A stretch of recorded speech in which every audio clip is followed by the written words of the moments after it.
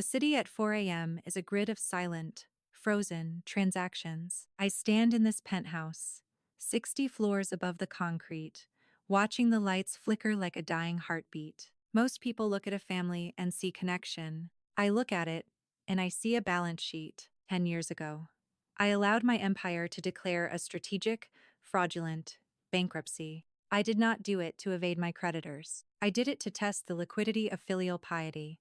The result was a decade-long bad debt, an absolute, structural loss. For 10 years, I occupied the shadows. I lived in a 40-square-meter apartment with a leaking ceiling and the smell of damp wool. I wore coats that had long since forgotten the touch of a tailor. I sat quietly in the corner of their lives, watching. I watched my son, Leo, and his wife, Tiffany, building a throne of glass. They draped themselves in silken arrogance, fueled by a mysterious, anonymous trust fund that arrived in their accounts every month. They thought it was the universe rewarding their brilliance. In reality, it was a recurring wire transfer from the man they called a failure behind his back. I was not just their father. I was their silent benefactor, and for 10 years, I was their most patient auditor. The insult arrived on a Tuesday. Leo did not knock. He entered my small kitchen like a predator visiting a cage. He looked at my scratched wooden table, at my simple bowl of broth, with a mixture of pity and clinical disgust. He reached into a plastic bag and tossed a polyester uniform, a charcoal gray driver's cap, onto the table. It landed next to my bread. "You're just sitting here, Dad," Leo said. His voice was a sharp, metallic edge. "Collecting dust. I have friends coming in from Dubai this weekend. Important people, people with actual liquidity." He tapped the cap with a manicured finger. "Wear this. Drive them. It'll give you a sense of purpose. And it'll pay for your heart medication.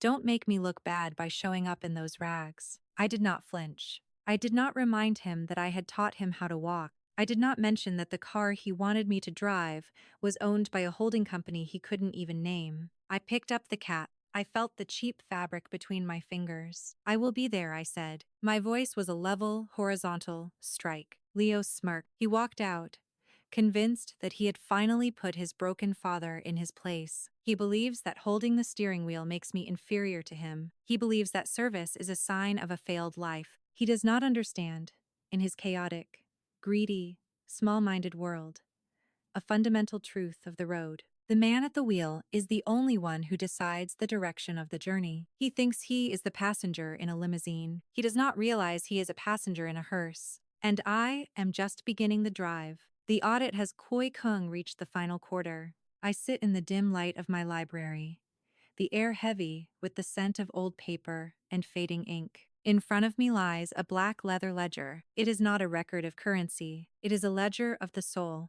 Every word they have thrown at me, every clinical sneer, every calculated dismissal, I record it here. Useless, embarrassment, ghost. In my world, these are not merely insults. They are interest units. Each one adds a layer of compound interest to a debt they do not even know they owe. I am not angry. Anger is a volatile asset. It clouds the judgment. I am simply documenting.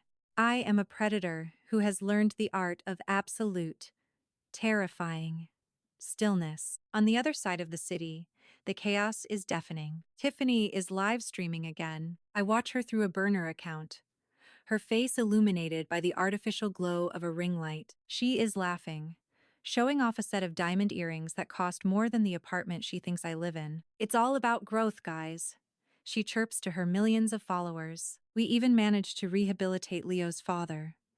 Poor Arthur. He lost his way after the bankruptcy, but we keep him close.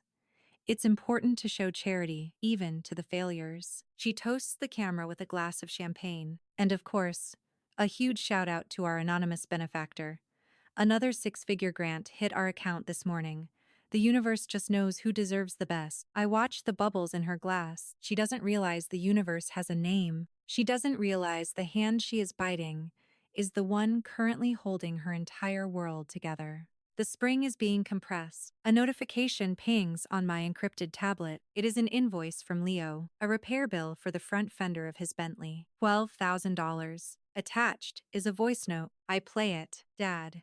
Leo's voice is a jagged, arrogant noise. The insurance is being slow. If you can't cover this in cash, I have a better idea. We have our anniversary gala next week. High-profile guests. I need extra staff. You can stand by the cellar and serve the Petrus. It'll be good for you to be around success again. Just try not to embarrass us with your poverty. Wear something that doesn't smell like a basement. I do not reply. I do not feel the sting he intended. I only feel the cold, sharp clarity of the final assessment. I look at the invoice. 12,000. Then, I switch the screen to my primary holding account. $1.2 billion in liquid cash. 40% of the city's commercial skyline, held under a web of shell companies they will never untangle. I own the building Leo is sitting in. I own the warehouse Tiffany uses for her brand. I sit in the quiet, the silence of the library wrapping around me like a shroud. They are spending my grace, my tolerance, my silence, as if it were an infinite resource. They believe my patience is a sign of bankruptcy. They believe my stillness is a sign of defeat. They have forgotten a fundamental law of the market. Every credit limit, regardless of the size, has an expiration date. And their limit has just been reached. The Gilded Terrace, a cathedral of curated vanity. Tonight, it is a sea of silk diamonds and the heavy, sweet aroma of stolen luxury. Leo and Tiffany sit at the center, basking in the glow of a status they never earned. I sit at the edge of the table. The servant, the failure. Tiffany laughs. A sound like shattered crystal. She reaches into her clutch and pulls out the bill. $24,000. She doesn't hand it to me. She flicks it. The paper flutters through the air and lands, with a wet thud, directly into my salad. Pay it, Arthur, she says, her voice loud enough for the neighboring tables to pause. Prove you aren't just a parasite in a cheap coat. One signature, and we'll let you stay for dessert. Leo smirks, his phone already recording my humiliation for the world to see. I do not shout. I do not wipe the dressing from the paper. I simply reach into my inner pocket and pull out a matte black fountain pen. I sign the document, not as Arthur, the father, but with the elegant, jagged, lethal signature of the chairman of the Vanguard Group. The shift is instantaneous. Marcus, the general manager, appears from the shadows. He does not walk. He marches. Behind him, 4 security officers move with the heavy, rhythmic precision of a tectonic shift. Leo's smirk falters. Marcus? Get this man out of. Marcus ignorizing. He ignores Tiffany. He stops exactly 3 feet from me and bows. A deep 90-degree sign of absolute submission. The armored transport is at the private exit, Chairman, Marcus says. His voice cuts through the silence of the room like a blade. The board of directors is on standby. The observation period is officially over. The room is silent, a brittle, terrifying silence. I stand up. I do not look at the salad. I do not look at the bill. I adjust my tie. The same silk tie I wore when I founded this city's skyline 30 years ago. I look at my son. For 10 years. You called me a failure, I state. My voice is a level, horizontal line of authority. I called it a risk assessment.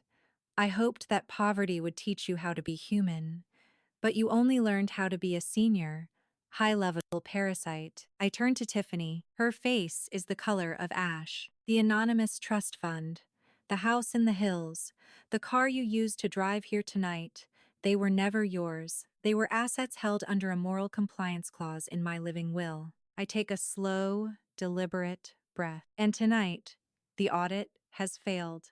The moral clause has been triggered. Total foreclosure begins now. Dad! No! You can't!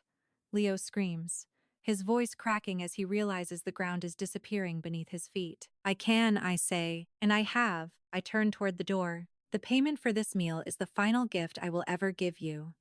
Consider it the tuition fee for your first lesson in reality. I pause at the threshold, not looking back. In this world, no one owes you anything. Not the bank, not the state, and certainly not the father you abandoned. I step into the night air. The car is waiting. The city is waiting. The audit is closed.